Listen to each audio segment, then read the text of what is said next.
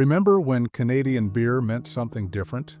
When every region had its own brewery, its own flavor, and its own loyal following who'd argue that their local beer was the best in the country? Those days are gone, and so are the breweries that made them special. If you grew up in Canada in the 60s and 70s, you drank beer from breweries that aren't just closed, they've vanished completely, absorbed by corporate giants, or shut down and forgotten. These weren't just businesses, they were part of Canadian identity, and losing them meant losing a piece of what made each region distinct. Stick around for number 4 because that one's going to hurt the most. Starting at 12, Six Brewery in Lethbridge, Alberta, was a prairie institution from 1901 until it closed in 1984. The brewery was founded by Fritz Sick, a German immigrant who understood that prairie farmers and ranchers needed good, affordable beer after long days of hard work. Sick's Lethbridge Pilsner became the standard across southern Alberta, a crisp, clean lager that tasted like the prairies themselves. The brewery survived Prohibition, the Depression, and 2 World Wars, but it couldn't survive corporate consolidation. When Molson bought it in the 1950s, the writing was on the wall. Production continued for decades, but eventually, Molson shut it down, moving everything to larger facilities. Lethbridge lost more than a brewery. It lost a piece of its identity. At 11, Northwest Brewing in Prince Rupert, BC, served coastal communities from 1920 until closing in the 1950s. This was a brewery built for fishermen, loggers, and dock workers, men who needed cold beer after shifts that would break most people. Northwest Ale was strong, flavorful, and unapologetic, brewed for people who worked hard and drank accordingly. The brewery couldn't compete when larger BC breweries expanded their distribution networks. Prince Rupert was too remote, too small, and Northwest Brewing quietly closed, taking with it a piece of coastal BC culture that never came back. Number 10, Frontenac Breweries in Montreal operated from 1905 until absorption by larger companies in the 1950s. Frontenac served Montreal's working-class neighborhoods, producing affordable beer for factory workers, dock workers, and laborers who built the city. Frontenac Ale was their flagship, a robust beer that paired perfectly with Montreal smoked meat and the city's vibrant tavern culture. When National Breweries absorbed Frontenac, the name disappeared, and with it went another piece of Montreal's independent brewing heritage. The city had dozens of small breweries once, each serving their own neighborhoods. Frontenac was one of many that vanished as consolidation swept through Quebec. At 9, Calgary Brewing and Malting Company, known for its Calgary beer and Calgary export lager, operated from 1892 until being absorbed by Canadian Breweries in 1961. This was Alberta's brewery, serving cowboys, oil workers, and everyone in between. Calgary beer was the taste of the West, brewed with Rocky Mountain water and prairie barley. The brewery's iconic building on 11th Avenue was a Calgary landmark, and losing it felt like losing a piece of the city's soul. Canadian breweries kept production going for a while, but eventually everything moved to larger facilities. The building was demolished, and Calgary beer became just another brand owned by distant corporations who didn't understand what it meant to Albertans. Number 8, Kuntz Brewery in Waterloo, Ontario, served southwestern Ontario from 1844 until closing in 1928. Founded by German immigrants, Kuntz produced traditional German-style lagers that appealed to Ontario's large German population. Kuntz Lager and Kuntz Ale were staples in Waterloo, Kitchener, and surrounding communities, representing the region's German heritage. Prohibition killed Kuntz Brewery. Unlike larger operations that could pivot to near beer or other products, Kuntz couldn't survive without alcohol sales. The brewery closed in 1928, and Waterloo lost one of its oldest institutions. The Kuntz name disappeared, though the building stood for decades as a reminder of what was lost. At 7, Silver Spring Brewery in Port Arthur, now part of Thunder Bay, operated from 1874 until closing in the 1950s.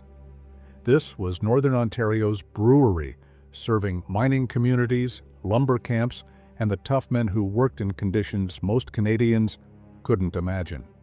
Silver Spring beer was strong, affordable, and available even in the most remote camps, delivered by boat, train, and eventually truck. When larger breweries expanded their distribution networks, Silver Spring couldn't compete.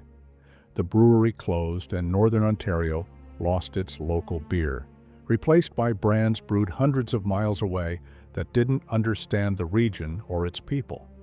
Number 6. Regal Brewing in Vancouver operated from 1913 until being absorbed by Molson in 1958. Regal beer was Vancouver's working-class brew, served in every tavern and beer parlor from the docks to the mills. The brewery understood BC's unique culture, producing beers that suited the climate and the people who worked in the rain and cold. Molson kept the Regal name alive for a few years after the acquisition, but eventually phased it out in favor of their own brands. Vancouver lost another piece of its independent identity, and Regal beer became a memory shared by older British Columbians who remember when BC had its own distinct beer culture. At 5, Grant's Spring Brewery in Hamilton operated from 1872 until being absorbed by Canadian Breweries in 1930. Hamilton was a steel town, and Grant's Spring beer was the steelworkers' choice. The brewery used natural spring water from the Niagara Escarpment, producing a clean, crisp lager that cut through the dust and heat of the steel mills. When Canadian breweries absorbed Grant Spring, they kept production going for a while, but eventually everything moved to larger facilities. Hamilton lost its brewery, and steelworkers lost the beer that had been brewed specifically for them, replaced by mass-market brands that tasted the same everywhere. And here we are at number 4, the one that hurts the most, Carling O'Keefe, the merger of two brewing giants that dominated Canadian beer from 1973 until being absorbed by Molson in 1989. In 1973, Carling from London, Ontario, and O'Keefe from Toronto merged to become Carling O'Keefe, one of Canada's big 3 brewers. But their roots went deep. O'Keefe started brewing in the mid-1800s, one of the first in Canada to use mechanical refrigeration.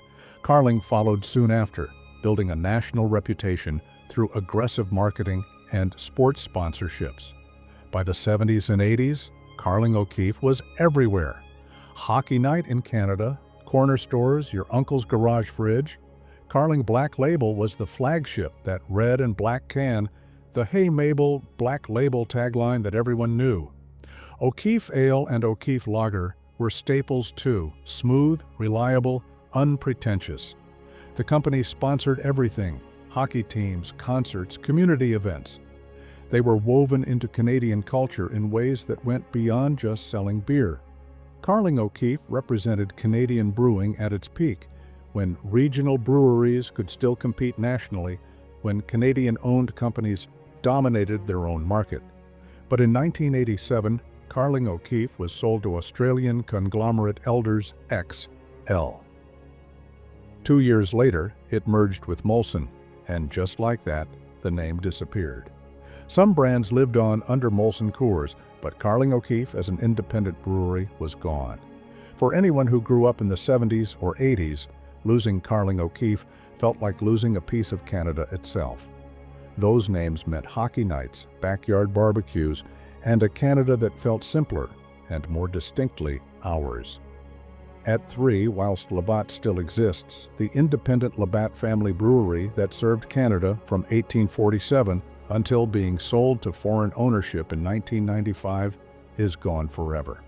For nearly 150 years, Labatt was Canadian-owned and operated, a family business that grew into a national institution. Labatt Blue became Canada's beer, the taste that defined the country for generations. The brewery sponsored hockey, supported communities, and employed thousands of Canadians. When Labatt was sold to Belgian company Interbrew in 1995, Canada lost control of one of its most iconic brands.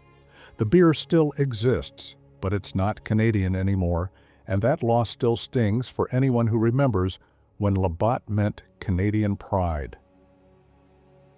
Coming in at number 2, Dow Brewery in Montreal operated from the 1800s until being absorbed and discontinued by Molson in 1997.